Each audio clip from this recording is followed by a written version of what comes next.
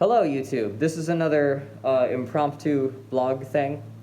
I'm just in here in the shelves of the dressing rooms, currently being dismantled, getting some good stuff demoed and shoveled out. Demolition is really fun. Just gonna throw that out there.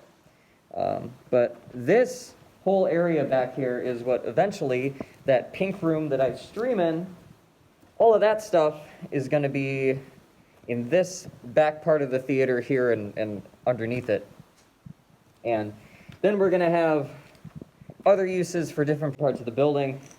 There's one person who wandered in here who had some interesting ideas about what to use part of this building for. And one thing that me and my friends do sometimes, ideally weekly, if we can get into the rhythm, we do the chant, we call it, which is just you stand in a darker part of the theater that's more still, and you just hum and sing notes in harmony. And it's one of those things like walking to the horizon, you know, or seeing a sunrise.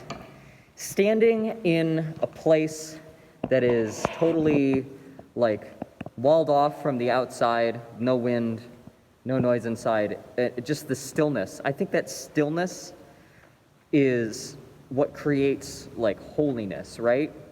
Like that graceful feeling. And then you can build harmony onto that. And if you can get three people to do a harmonic chant, just doing the root, the fifth, and the third, 3 or 4 people, you feel like the entire universe is at peace. If you can get 7 people in that circle, it's crazy. You feel like you've left the Euclidean plane. You don't, space doesn't, you're just harmony. You're just a voice in the void, surrounded by voices in community that fit. You know, it's one of those mental things that I think is really archaic in the human experience. And you can, because it's friction, it's like vibrating the air. You can reach out into the center of a circle, if you're doing it with a circle of people, and feel a tangible, buzz in the air. You can buzzify the air, just by singing the right notes at it. Anyway, some people think that you can make donuts. You can just draw toroidal donuts of charge in the air and make them into portals, and that things can slip in and out through those portals. And that's kind of extreme, but either way, I ran into somebody who has a similar grasp of these kinds of concepts, but has come at it from a different context. I've tried to do podcasts about harmonics and other stuff before, but there's other just more abstract stuff, and I'm hoping me and my new friend can have some interesting collaborations for you guys in the future. I know it's difficult to explain a lot of these things, especially in the time and place where we're in now. It's hard to get into the abstract of everything when you're constantly worried about, survival, safety, existential threats.